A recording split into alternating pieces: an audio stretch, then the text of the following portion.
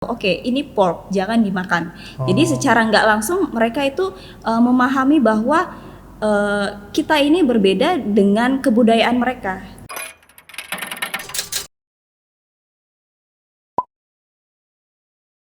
Halo semuanya, kembali lagi bersama saya Victor Liberty di Social Minority, dan di podcast kami kali ini kita akan membahas tentang Voice of Tolerance atau yang dinamakan suara toleransi. Dan juga teman-teman, kita pada hari ini juga kedatangan dua narasumber. Jadi yang pertama itu ada namanya Kak Dela. Kak Dela ini adalah seorang dosen di salah satu perguruan tinggi, dan narasumber yang kedua adalah Bang Kardo. Bang Kardo ini adalah salah satu pekerja di suatu bank dan juga MC terkenal juga di Samarinda. Nanti kalian akan lihat orangnya seperti apa ya. Langsung aja kita kenalkan ke orangnya. Halo Kak Dela, Bang Kardo. Hai semua. Apa kabar sebelumnya? Baik. Ya, puji Tuhan baik. Puji Tuhan. Puji Tuhan baik. Sebelumnya Kak, saya mau tanya Kak, ini pengalaman pertama Kak podcast di sini ataupun sudah pernah sebelumnya? Ini honestly pengalaman pertama buat saya. Pertama. Kalau untuk Bang Kardo, 100 kayak sudah ya. Jadi kalau untuk Iya. podcast seperti ini sih Perdana. pertama. Tapi kalau memang untuk di dunia pertelevisian mungkin ini jadi udah nggak terlalu inilah jago kalau di depan kamera. Sudah ngerti. Oh iya. Ini malah saya yang gugup ini kayak rupanya ya. Jadi sebelum kita masuk ke sini Kak, tentang tema kita yang namanya Voice of Tolerance, tapi saya ingin dulu Kak, mengenal dulu pribadinya Kak Dela maupun dengan Bang Kardo. Jadi teman-teman kalau yang belum tahu, Kak Dela ini adalah seorang dosen di perguruan tinggi kan di Samarinda. Iya, benar. Itu ngajar apa Kak kalau boleh tahu? Saya mengajar di jurusan administrasi bisnis dan marketing. Pemasaran. Jadi sekarang nih lagi libur Kak karena ada corona ini atau? Iya, udah 1 bulan terakhir ini saya work from home. Jadi kegiatan perkuliahan itu dijalankan melalui daring internet. Oh jadi Benar. online. Berarti kasihan anak-anak yang tinggalnya di kampung sana nggak bisa internet, gimana nilai mereka jadi itu. Lalu apalagi kesibukannya selain jadi dosen? Sementara ini itu saja sih, belum ada kesibukan lainnya. Masih fokus untuk, karena ini kan karir pertama saya. Jadi setelah saya lulus kuliah, kemudian saya keterima untuk jadi tenaga pengajar di salah satu perguruan tinggi di Samarinda. Jadi sementara ini kesibukan saya hanya saya fokuskan untuk mengajar saja. Kalau belum tahu Kak Dela, dulu ngambil S1-nya dan S2-nya di mana? Buat teman-teman juga yang pengen tahu. Oke. S1 saya di Politeknik Negeri Samarinda, kemudian saya lanjut S2 itu di Taiwan. Kebetulan saya dapat beasiswa dari pemerintah, jadi saya diberikan kesempatan untuk melanjutkan kuliah S2 saya di Taiwan selama kurang lebih 2 tahun. Oh 2 tahun aja. Oh jadi pas balik ke sini langsung jadi dosen? Iya. Oh mungkin itu yang narasumber pertama kita dari Kak Dela. Yang kedua ada Bang Kardo. Iya. Ini kami juga mau nanya ini tentang Bang Kardo. Jadi Bang Kardo ini teman-teman, selain salah satu pegawai di bank juga, Bang Kardo juga dulu sangat aktif di Paduan Suara, Ya, Bang. benar. Betul.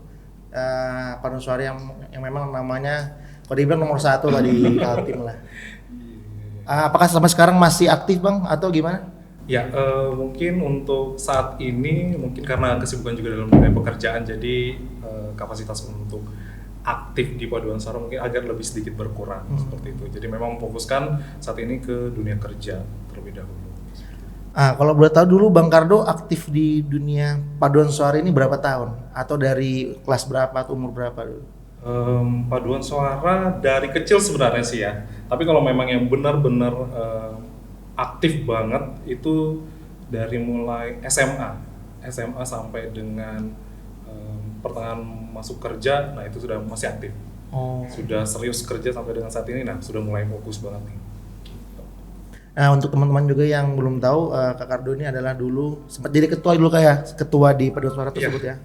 Jadi yang namanya Borneo Kantata ini pernah pergi ke kemana aja Ya, Kak? jadi memang Paduan Suara ini pernah Keluar ikut negeri. kompetisi di beberapa kegiatan internasional maupun juga nasional seperti itu. Jadi memang salah satunya ada sempat di USA, sempat juga di Austria, dan ada undangan juga di Taiwan sebagai bintang tamu untuk pengisi acara tersebut. Oke. Gitu. Lalu sekarang Bang Karna memang sibuk sebagai pegawai bank aja atau ada lagi yang dilakukan? Oh, MC juga kalau nggak salah. MC juga loh teman-teman. Jadi yang mau nikah nanti langsung ada kontaknya juga di bawah sini kita kasih. Iya, jadi memang untuk ya talenta memang yang diberikan sama kita kan memang bagaimana kita bisa mengembangkan talenta-talenta tersebut. Benar. Jadi ketika talenta yang sudah diberikan, kenapa tidak kita mengembangkannya? Dan salah satunya yaitu tadi karena memang salah satu suka ngomong juga, jadi ya saya aplikasikanlah dalam dunia per-MC-an ini. Jadi ya memang saat ini sih masih menggeluti, cuma karena memang kondisinya saat ini juga pandemi kan, jadi lebih berkurang lah untuk MC-MC gitu. Oh. Jadi fokus kerja aja sih dulu. Oke, teman-teman. Jadi mungkin begitu ya, sekedar info sedikit tentang kedua narasumber kita. Mungkin kita langsung lanjut aja masuk ke tema utama kita, Voice of Tolerance atau yang namanya suara toleransi. Oh ya teman-teman, ini kalau ini cuma minuman ya, yang ini juga lain minuman, ini hand sanitizer ini. Jadi memang kita di sini sebelum memulai kita sudah kita punya kebersihan dan kesehatan sudah 100% dijamin lah. Gini Kak, jadi kita kan akan membahas tentang voice of tolerance atau namanya suara toleransi. Mungkin kita semua udah pernah tahu ya gimana hidup di Indonesia dengan toleransi yang berbeda-beda. Mungkin yang kita alami sekarang ini di Samarinda berbeda sama yang di kota lain, atau mungkin yang dialami di negara lain beda-beda.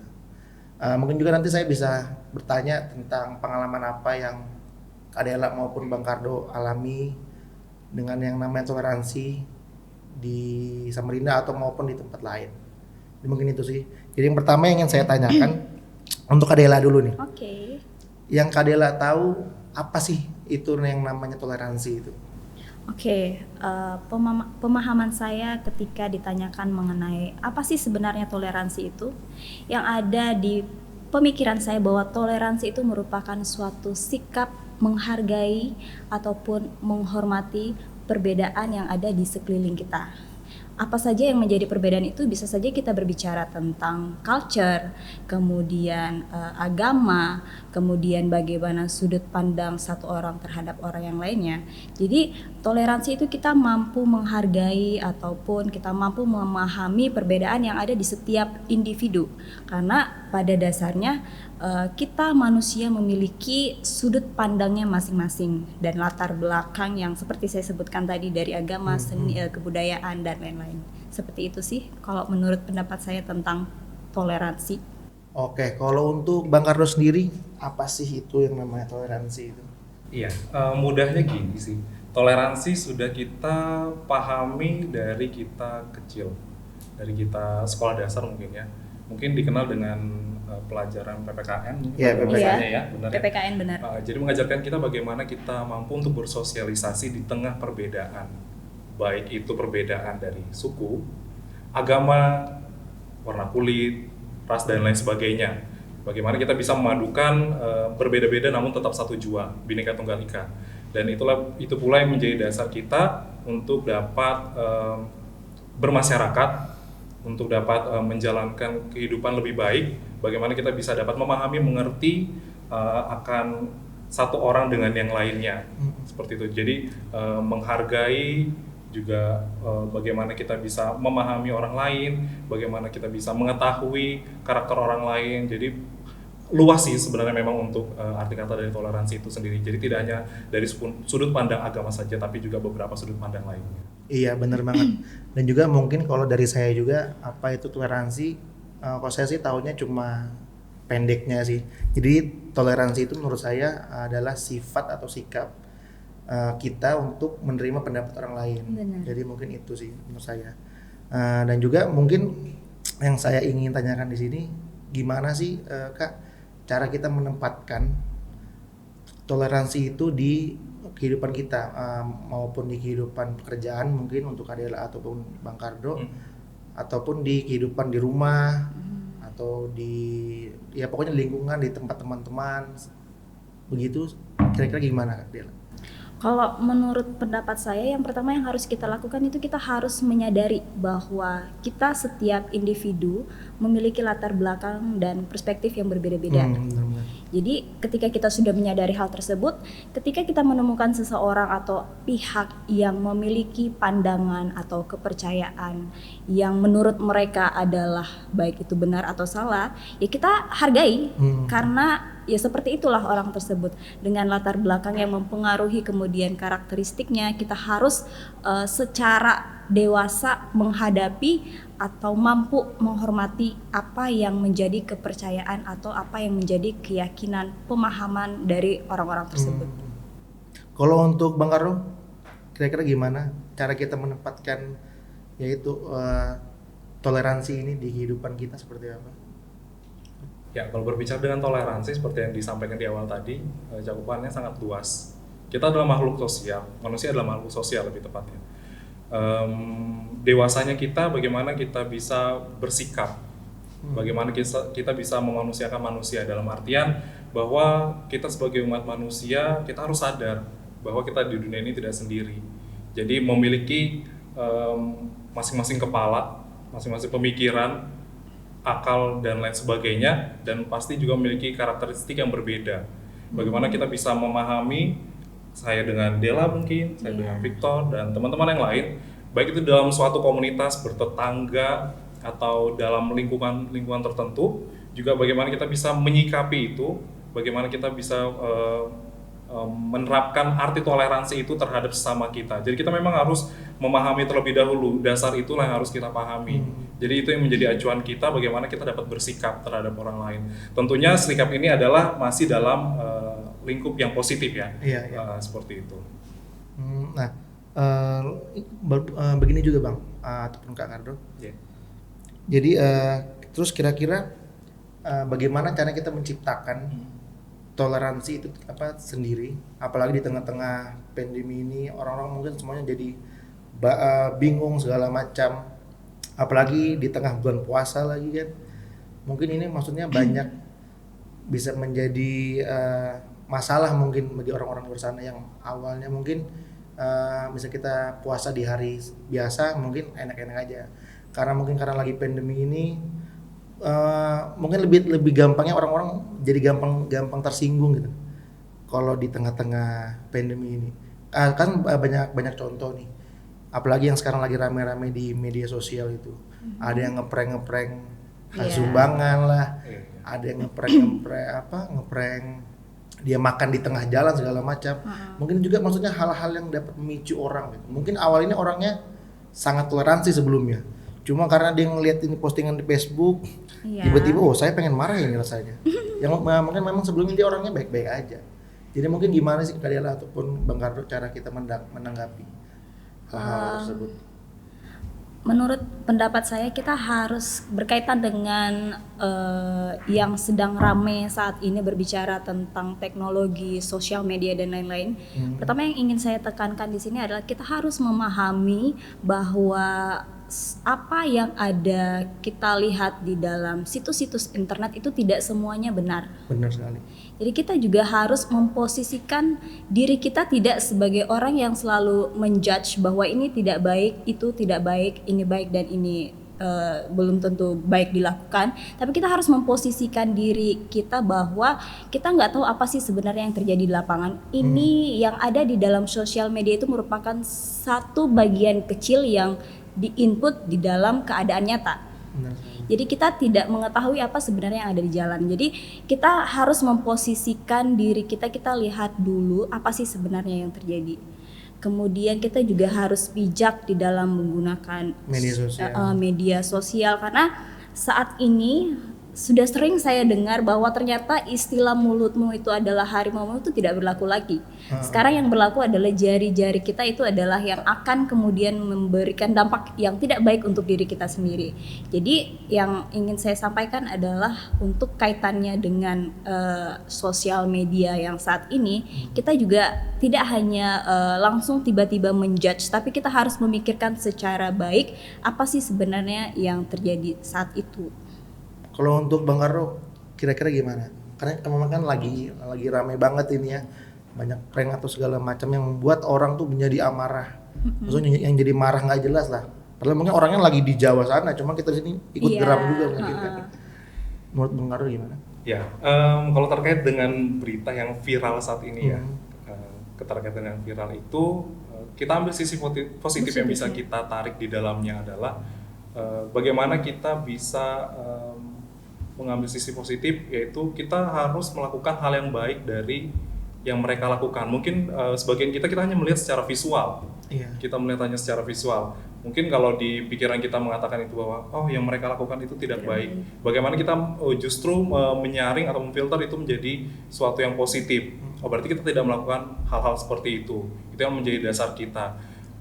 Bagaimana empati kita terhadap sesama kita, apalagi di tengah kondisi pandemi saat ini, terus kemudian saat ini juga sedang dalam bulan Ramadan. Iya, benar. Jadi kita bagaimana umat beragama, bagaimana kita bisa saling bertoleransi itu tadi, kita bisa memahami kondisi saat ini, bagaimana kita bisa saling mengerti. Mungkin ada teman-teman atau saudara kita yang sedang berpuasa, jadi kita harus bisa menjaga sikap kita bagaimana sebaiknya. Terus apa yang disampaikan Dela tadi juga benar, bagaimana kita bisa memanfaatkan media sosial itu menjadi suatu bagian yang positif. Dalam artian jari kita adalah sesuatu hal yang sangat berbahaya. Ketika kita mengetik ataupun kita memposting sesuatu yang itu akan berdampak negatif, maka akan menjadi negatif. Tetapi kalau kita memposting sesuatu itu dalam hal yang positif, pastilah itu akan berdampak menjadi hal yang positif. Seperti itu. Pasti kita juga menjadi contoh bagi yang lain.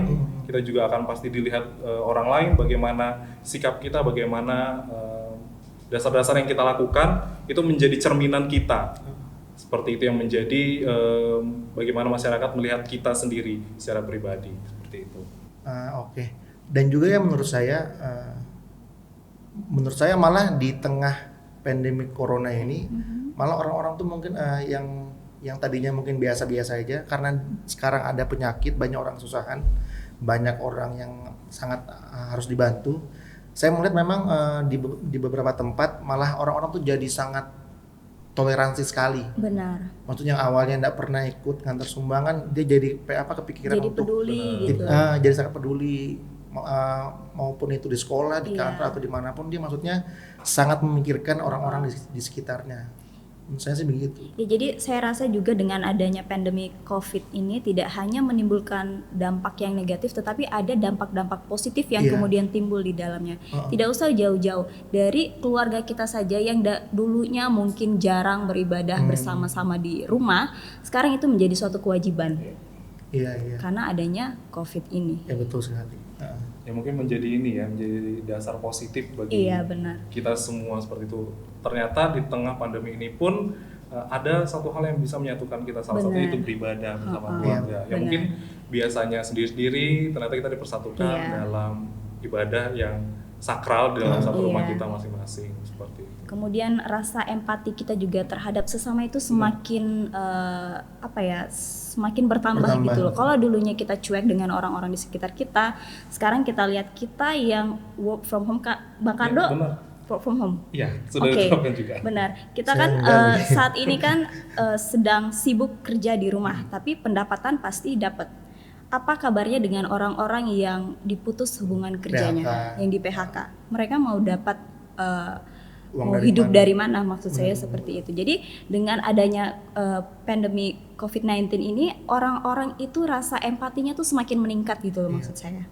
Jadi tidak hanya memikirkan tentang dirinya sendiri, tetapi dia lebih sosialis terhadap lingkungan sekitarnya. Menjadi ada keterpanggilan dari kita sendiri ya, bagaimana kita bisa hal kecil sebenarnya yang bisa kita lakukan, mungkin yang bisa berdampak ataupun itu sangat bermanfaat bagi orang lain. Seperti itu. Jadi kita bisa mulai dari hal-hal kecil, ternyata itu sangat berpengaruh atau sangat-sangat bermanfaat bagi orang lain di sekitar kita.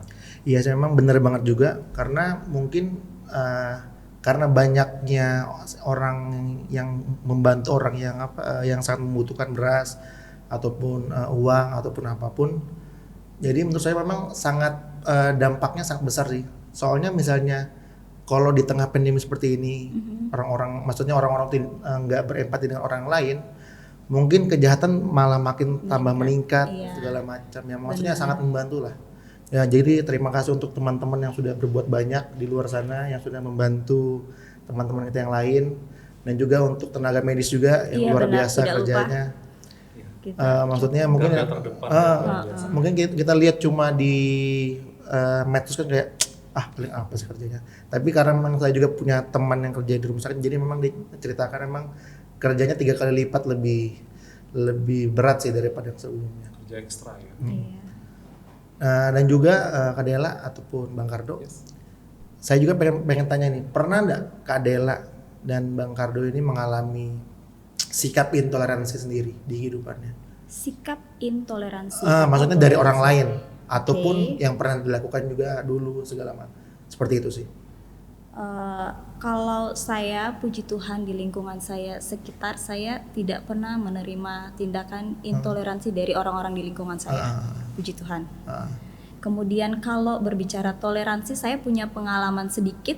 Saya 2 tahun kuliah di Taiwan, yang notabene saya tinggal sendirian, yang saat itu hanya bergantung dengan roommate saya atau teman satu kamar saya. Di mana teman satu kamar saya ini berbeda agama dengan saya. Jadi sikap toleransi dari kami berdua itu rasanya sudah bukan lagi sekedar teman, Iya. tapi dari saudara. Karena kami kemana-mana itu pasti berdua. Kemudian dia ibadah, saya nungguin, kemudian saya ibadah, dia nungguin. Kemudian apapun yang kita lakukan, meskipun pada dasarnya kami berbeda, itu kami saling menghormati dan saling menerima. Jadi perbedaan itu tidak menjadi sesuatu yang bisa memutuskan atau bisa menjadi jurang perbedaan di antara kehidupan saya dan teman, seperti itu. Apalagi selama 2 tahun kayak Iya. memang benar-benar ya sudah kayak benar. lebih dari teman dekat lah. Iya, kemudian ternyata toleransi itu juga tidak saya terima dari orang-orang yang dari negara asal kita Indonesia, tetapi orang-orang dari negara tempat saya tinggal pun itu mereka sangat tolerans. Jadi ketika kita pergi makan, misalnya ada makanan-makanan yang tidak halal, itu mereka sudah bisa tahu, oke, ini pork, jangan dimakan. Jadi secara nggak langsung mereka itu memahami bahwa kita ini berbeda dengan kebudayaan mereka. Mereka bisa menghormati apa yang sudah menjadi kepercayaan dan kebiasaan kita. Seperti itu sih yang saya terima dari pengalaman.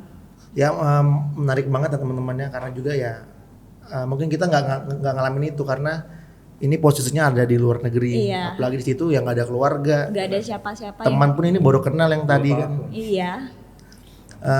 Dan untuk Bang Kardo sendiri, kira-kira apa pengalaman toleransi yang bisa dibagikan kepada kami semua?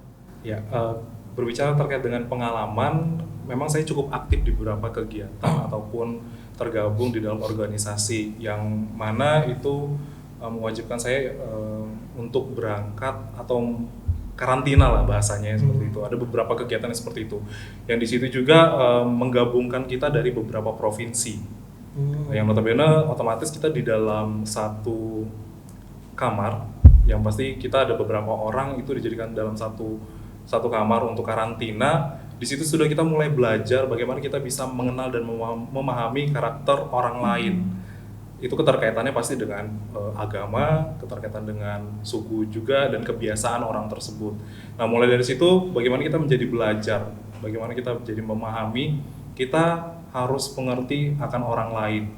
Itu menjadi apa ya, suatu yang timbul dari diri kita sendiri, bagaimana kita harus berempati terhadap orang lain. Dalam artian biarlah mereka menjalankan apa yang menjadi kewajiban untuk agamanya mereka, bagaimana kita juga melakukan apa yang menjadi kewajiban untuk agama kita sendiri, tanpa kita saling adanya bersinggungan. Saling mengerti lah Bang ya. Benar, Iya. saling mengerti satu sama lain. Karena itu menjadi modal dasar atau pondasi yang sangat kuat dan sangat baik bagaimana kita bisa menciptakan keharmonisan dalam umat beragama, dalam berbangsa, bertanah air, dan juga bagaimana kita bisa menciptakan suatu hubungan yang baik antar sesama kita.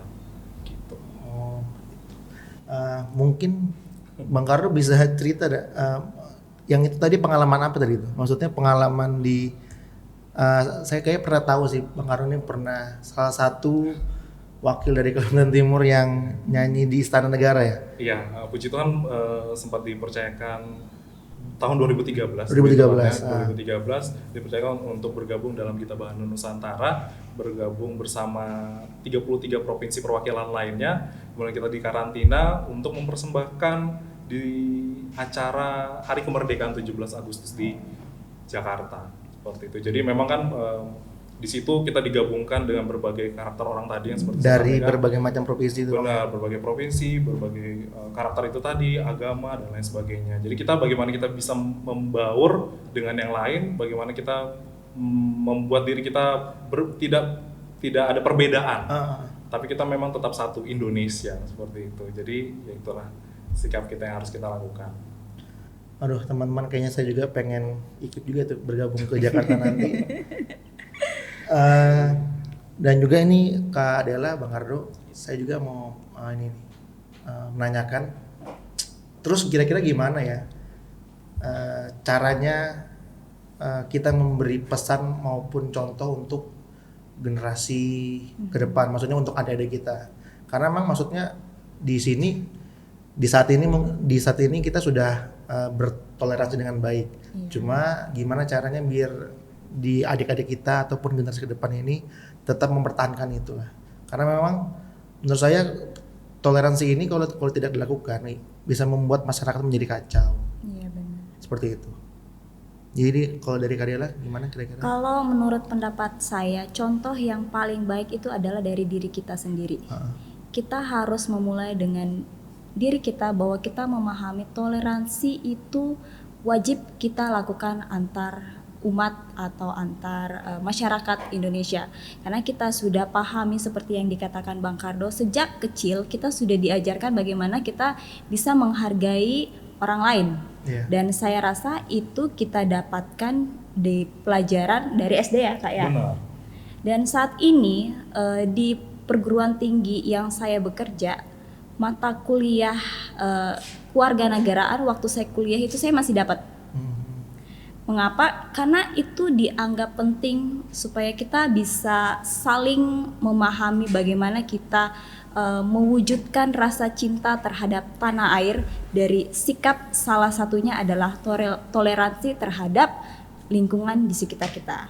Kalau kita punya adik kecil di rumah, tidak ada salahnya untuk kita mendiktekan atau kita menyampaikan secara langsung. Mengajarkan juga. Iya, karena ada banyak contoh-contoh negatif. Karena anak kecil sekarang ini, zaman sekarang ini anak kecil itu sudah punya handphone. Di mana handphone itu memberikan dampak yang baik maupun dampak yang buruk. Dan sikap intoleransi itu tidak menutup kemungkinan bisa mereka dapatkan dari media sosial atau apa saja yang berkaitan dengan handphone. Kita bisa menjadi guru, tanda petik, untuk mengajarkan atau kita menyampaikan bahwa sikap intoleransi itu tidak baik. Hal seperti ini nggak baik loh Dek untuk kita contoh. Itu akan menimbulkan suatu kekacauan atau dampak yang buruk tidak hanya bagi diri kita tetapi orang-orang di lingkungan kita. Saya rasa seperti itu. Kalau untuk Abang Kardo seperti apa kira-kira pesan untuk adik-adik kita di kemudian hari tetap menjaga toleransi ini? Ya, kumulai dari diri sendiri. Benar. Itu merupakan dasar dari sikap kita, bagaimana kita bisa bersikap terhadap orang lain. Ketika kita bisa bersikap kepada diri kita sendiri bahwa kita bisa menularkan energi positif, dan harapannya orang-orang yang di sekitar kita akan menerima energi positif itu pula. Terlebih mereka dapat mengaplikasikan dalam kehidupan mereka sehari-hari. Terkait dengan pembicaraan kita pada malam hari ini atau pembicaraan kita pada saat ini adalah bagaimana sikap toleransi itu bisa kita tanamkan sejak dini. Karena anak-anak adalah regenerasi penerus kita. Mereka yang harus kita didik, mereka yang harus kita tanamkan nilai-nilai rasa toleransi, bagaimana mereka juga dapat bersikap, tentunya secara perlahan, karena kan kebanyakan anak-anak kan tidak langsung dikasih yang porsi yang berat ya, ibaratnya. Mungkin dengan hal-hal yang sederhana, mungkin dari bagaimana ketika menghargai teman-teman mereka yang saat berpuasa seperti itu adalah hal-hal kecil yang dapat kita lakukan ataupun adik-adik kita lakukan, bagaimana untuk bersikap, dan itu menjadikan pola dasar untuk pengembangan mereka ke depannya nanti. Be different, be tolerance. Jadi itu merupakan salah satu jargon yang saya ambil, dan tentunya itu menjadikan penerapan dalam diri saya untuk menjadi lebih baik, bagaimana kita bisa bersikap. Dan tentunya ini juga menjadi acuan bagi orang lain juga agar jiwa toleransi itu tetap tumbuh dalam diri kita masing-masing. Gitu. Iya sih, memang banyak banget juga contoh yang bisa kita berikan ke adik-adik kita nanti. Kalau yang saya alami dulu sih mungkin dari toleransi ini ya emang tadi memang benar, contohnya dari minum. Kayak contohnya misalnya kita kan baru dari warung nih, baru beli di saat puasa. Pas mungkin kita lupa nih pas mau minum, tapi nanti pas mau minum, oh iya ya, orang lagi puasa, nanti nggak jadi minum. Ataupun dulu misalnya kalau misalnya maghrib itu lagi ngumpul sama teman-teman, misalnya ada suara azan, kita berhentian dulu. Maksudnya memang itu hal-hal yang sudah terbiasa kita lakukan sih di Indonesia, teman-teman. Ya semoga juga banyak hal-hal lain juga yang bisa ditularkan lah ke mereka-mereka nanti. Mungkin kalau misalnya kita mau panjang lebar lagi mungkin sangat banyak banget kayak. Iya, tapi mungkin ya tapi mungkin memang itu yang sudah di-share dari Kak Dela ataupun dari Bang Kardo. Terima kasih banget untuk waktunya sebelumnya sama-sama, juga ya. Semoga terus menginspirasi banyak orang Iya. melalui kegiatan seperti ini. Benar. Dan semoga juga pesan-pesan ataupun pengalaman yang tadi Kak Dela atau Bang Kardo sampaikan bisa juga diterapkan teman-teman di kehidupannya, dan juga banyaklah yang baik-baiknya diambil, yang misalnya memang ada yang buruk-buruknya jangan diambil. Dari saya juga misalnya saya memberikan contoh yang tidak baik jangan ditiru, tapi memang saya orangnya baik sih, jadi nggak ada yang nggak baik. Oke teman-teman, sekian dari podcast kita kali ini. Semoga dapat menginspirasi ataupun menerima banyak baiknya dari yang kita omongin tadi. Dan juga teman-teman jangan lupa ya follow dan subscribe dan kasih tanda like, dan aktifkan juga loncengnya kalau masih punya loncengnya di situ. Tapi pasti ada sih biasanya, agar kita punya channel ini tetap berkembang dan juga banyak memberi berkat buat orang lain. Dan juga terima kasih untuk Adela dan Bang Kardo yang sudah mau hadir. Sukses terus untuk podcast. Tuhan berkati untuk kegiatan setelah ini untuk Bang Kardo dan Adela. Dan juga yang mau follow Instagram maupun Twitter nanti kita kasih di bawah ini. Ada di situ nanti ya. Nanti diedit sama editor. Nanti ada. Mungkin ini aja Kak. Oke. Jadi sampai jumpa kembali. Sampai jumpa. Sampai jumpa.